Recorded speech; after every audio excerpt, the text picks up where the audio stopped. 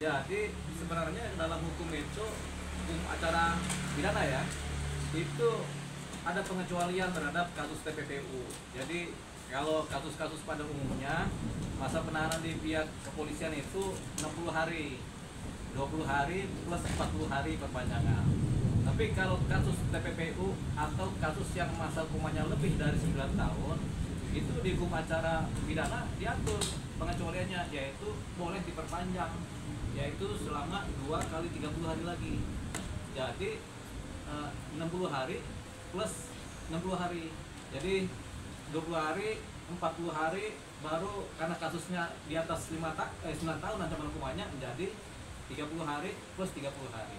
Nah, perbedaannya di mana? Kalau 20 hari adalah kewenangan penyidik polisi. Tambah 40 hari itu harus ada surat persetujuan atau surat oke lah dari si ini penuntut umum, dari jaksa. Nah, kalau 30 hari berikutnya itu dari pengadilan, ketua pengadilan negeri. Jadi teman-teman penyidik ini kemudian mengajukan permohonan kepada ketua PN pengadilan negeri untuk dimintakan perpanjangan masa 30 hari. Nanti kalau belum cukup lagi, tambah lagi 30 hari lagi berikutnya. Itu namanya masa penahanan kalau kasus di mana ancaman hukumannya lebih dari 9 tahun. Nah, karena TPPU ini kan ada yang 15 tahun, ada yang 20 tahun ancamannya, ya sudah berlaku itu. Kenapa? Karena pada umumnya kasus TPPU itu agak rumit pembuktiannya. Harus ada aliran uang yang kemudian bisa dibuktikan transferannya atau tanda tangan kwitansinya, terus siapa yang menerimanya itu juga harus dibuktikan. Itu turut serta melakukan TPPU kan. Jadi itu dia. Jadi wajar seorang Nikita Mirzani dan Mail karena perkaranya adalah dugaan tindak pidana pemerasan dan TPPU, jadi ada perpanjangan masa penahanan. Biasanya berapa lama sih Bang maksimal penahanannya Bang? Kalau di penyidikan kepolisian itu khusus TPPU itu 60 hari plus 60 hari. Jadi 20 plus 40 kan 60. Plus 60 hari lagi tapi dibagi dua, 30 hari masa perpanjangan pertama atas persetujuan dari ketua pengadilan negeri dan 30 hari lagi masa perpanjangan berikutnya. Setelah itu kalau memang belum terbukti atau kemudian unsur atau kemudian jaksa belum bisa P21, mereka harus dilepaskan. Nanti ada kemungkinan untuk bebas?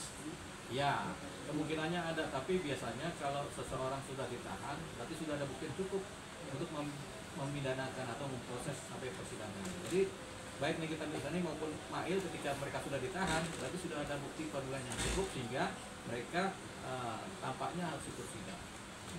Ini banyak yang meragukan Bang ketika ini kan sudah bukti, sudah ada berkas juga hampir lengkap, tapi masih berlarut-larut Bang untuk pemindahan dari NM dan Mail ke kejaksaan. Nah, itu seperti apa? Ya memang kalau proses TPPU itu panjang.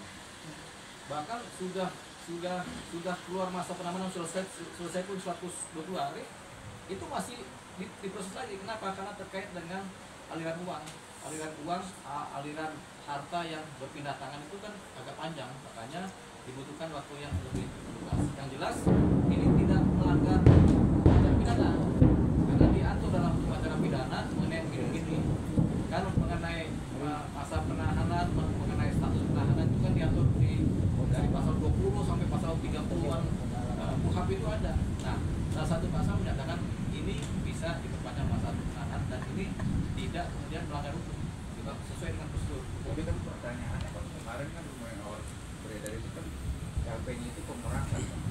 Oh ini di situ. Iya kan ada juntonya, pemerasan, junto, TPPU. Jadi ada 2 atau 3 pasal yang dikenakan, yaitu salah satunya pemerasan, berikutnya adalah TPPU. Nah, kalau pemerasan saja ini kemungkinan 60 hari lepas. Tapi karena ada TPPU, di mana TPPU ada pengecualian. Pasal 29 KUHP itu mengatur tentang ini. Setiap ancaman pidana di atas 9 tahun, maka penyidik boleh memperpanjang masa hukuman dari 20 hari, 40 hari, tambah 30 hari, tambah 30 hari. Totalnya adalah 120 hari. Jadi ini baru 30 hari pertama nih sebenarnya dalam posisi perpanjangan masa penahanan dari kasus TPPU. Banyak kasus TPPU yang seperti ini, berjalan seperti ini.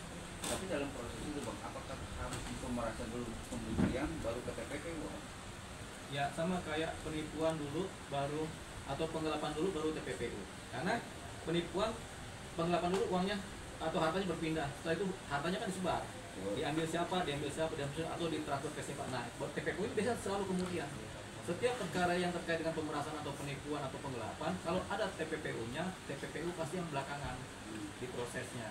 Karena ini Anda sudah menipu, uangnya mana? Oh, saya transfer ke si ini gitu. Kasihlah pasal TPPU untuk menyidik persoalan pencucian uangnya. Sama kayak kasus pemerasan, Anda sudah memeras, uangnya kemana? Oh, uangnya ke sini, saya transfer. Nah, itulah dikejar bagaimana transfernya, bukti transfernya bagaimana, apakah diserahkan secara cash ataukah melalui transfer bank. Itu yang kemudian pembuktian. Nah, ini yang panjang. Nah, panjangnya ini kemudian oleh undang-undang diberikan hak pengecualian, yaitu penambahan masa penahanan hukuman.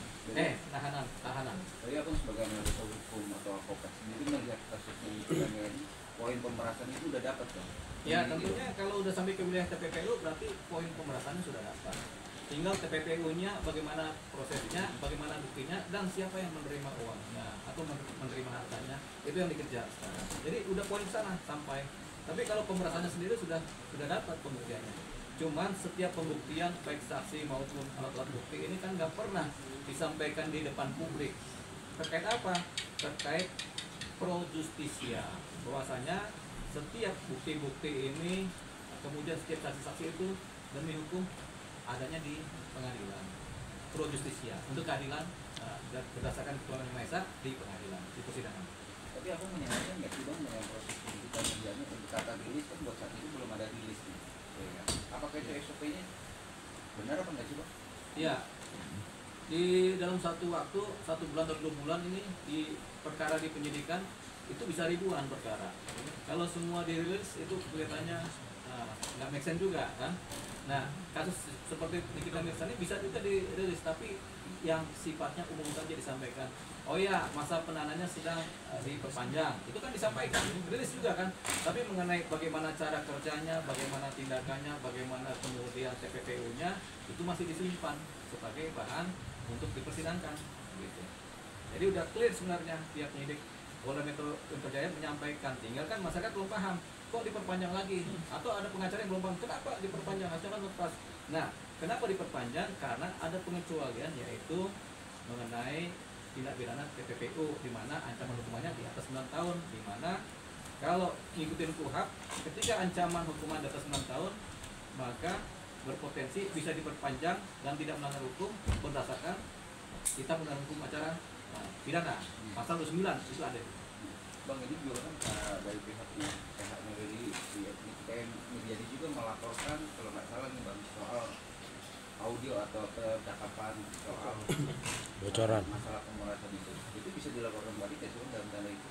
Ya bisa, kalau itu mencemarkan seorang Nikita Mirzani. Jadi begini, setiap bukti-bukti yang bocor yang kemudian patut diduga mencemarkan seseorang, nama baiknya itu kemudian bisa dilaporkan orang yang merasa tercemar nama baiknya.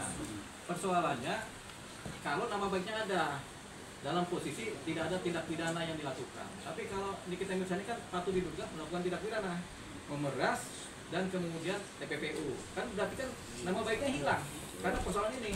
Jadi karena adanya dugaan kejahatan sehingga patut diduga nama baiknya Nikita Mirzani pun ikut terbawa hilang.